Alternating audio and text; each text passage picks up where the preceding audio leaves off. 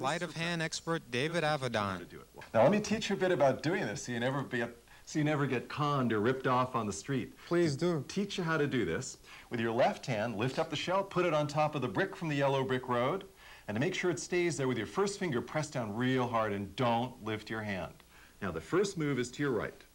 Oh, you got a good grip. Very good, very good. Now move the shell to your left. Good. Down into this corner. Once more up to there, back to the center, and stop. You got it now? It's always in the middle. If you know that, you can't lose. Turn it over. Remember, in the middle, every single... Pretty weird, huh, Steve? I tell you what, I give you one more guess. Yeah, that's good. Now, I would have sworn, I would have bet my unemployment money it was on the... And people do. Mike Jeffries, creator of Flirting with Magic. A normal magician's prop. Let's say I open up my wallet. Instead of the normal reaction, I get this. I open up my wallet. Let's barbecue some hot dogs. Flames come out. There's a spectacular magic effect, and then I can reach for my credit cards or my money. Instantly, I've set myself apart from everyone else. And go ahead and sign your name, your first name right there. And again, obviously, if you were of the opposite sex, I'd be flirting with you. I'd say, hold out your hand like this. I'm going to hold your hand like that. I enjoy you holding my hand. See, and exactly, and you can make jokes. Thank you. You can make jokes like this has nothing to do with the trick, but it feels terrific. Yeah. So there's your initials, your first name right there, Steve. And we'll set this business card on top of your outstretched hand. Now again, I'll repeat the process. Very simple, easy to do tricks. Look, I'll write my name by magic on the card near yours. Take a look. Yes, in addition to my name, first name written down here, Michael is written on the bottom. And now, if you'd be so kind as to take this pen and put your phone number right next to your name. Only if you promise to call me tonight. Gosh, can I get in on this? My other guest, Ross Jeffries. No relation, let's make that clear. Who has written... We spell it the right way. A book that you're going to really love for its subtleties. How to get the women you desire into bed. Something that all of us men are always thinking about. If you look like our friend Michael, all you need to do to get the date is show up. Okay, if you're in our camp, although I happen to think I'm a little bit better looking than you, but you know, it's a toss-up. Okay. We'll let the audience judge. Stripper and Penthouse centerfold Christine Dupree.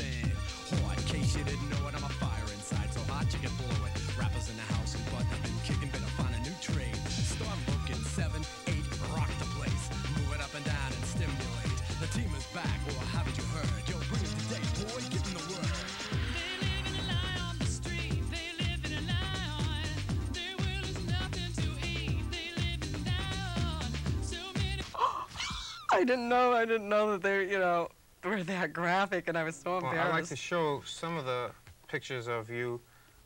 She actually made the cover of Penthouse. And these are all meant for a family audience, don't worry. So I thought it might be helpful to have a book where, to help you stay monogamous so you don't go out and catch a disease. So I just made it, it's a real fun and simple book, like a lot of other books have all these psychological theories and exercises you have to do, and people really don't want to come up and say, well, now would you please put that thing there, So I just set it up to where all they have to do is say, pick an adventure, an erotic adventure, and follow the directions and play it through, and then most of them usually get you in the mood, so you don't have to Well, I went over the table contents, and I know I was in the mood here longer than I cared to be. This one is my favorite. I think that maybe if you guys got time after the show, we can practice this like behind the curtains or something. Now this is for monogamous lovers. So this is not something you do on the first date, no, right? No. This is called My Dream Genie. Man comes home to X-rated genie who grants him 3 wishes. All I know is looking at you, I know what my first wish would be. Because B-movie queen Deborah Dutch. Do a sequel. And we have her own coffee cup with Scream Queen on there. Oh, that's right. Deborah, and you can get T-shirts. If this doesn't tell you you made it, I don't know what does. But how you do it is, you never really go to bed with them, but you play the game along with them.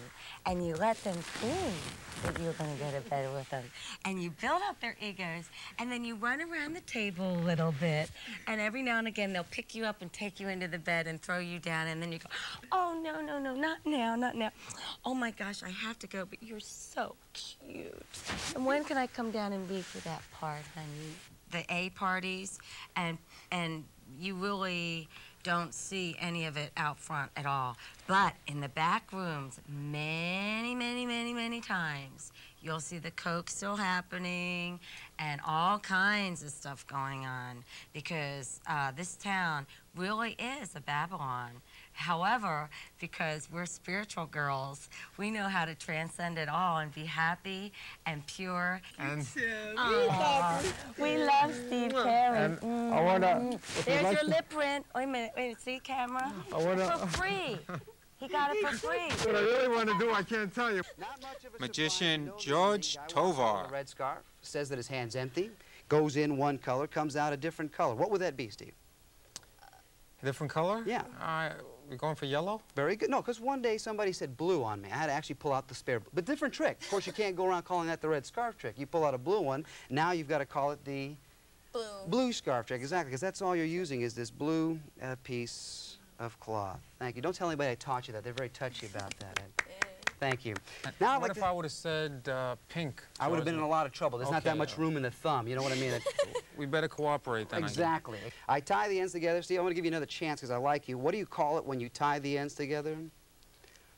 Is it a knot or a loop?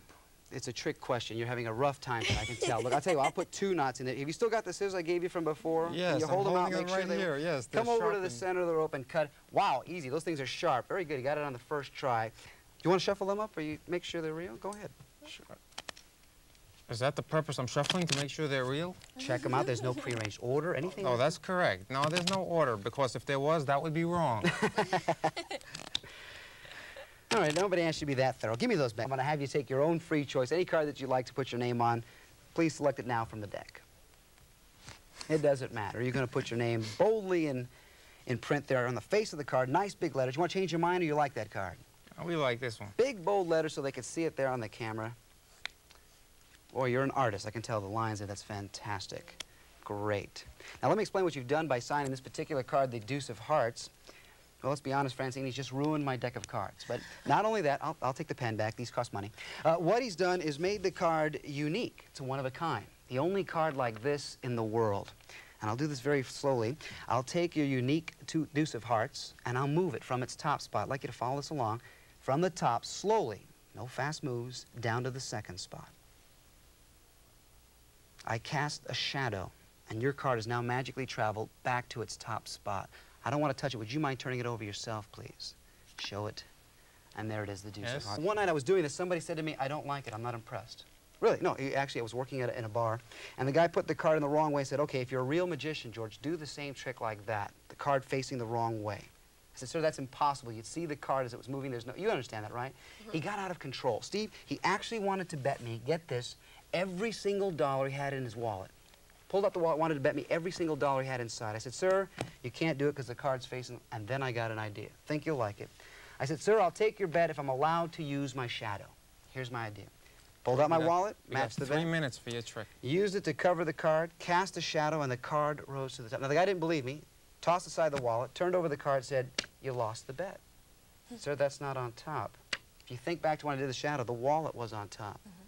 Inside the wallet that was on top of the deck, I have this zippered compartment, zippered shut. Inside there, Steve, is one and only one item. It is, in fact... I got a feeling it's going to be the card. No, it's an envelope. Not only an envelope, but an envelope I had sealed. Look, notarized it myself. I don't want to even reach inside. Would you mind tearing that open with your hand? Just tear open the envelope. I don't want to be around with that. Would you pull out what you find inside? It should be... It's my telephone bill. Close. No, it's the signed Deuce of Hearts. Thank you very much. You were a great assistant. That's a souvenir for you to keep. The Deuce of Hearts, George. The Deuce of Hearts. Thank you, Francie. Thank you so much for helping me out. And remember, we'll be taking a walk on the wild side with me, your passport to adventure, your ticket to ride.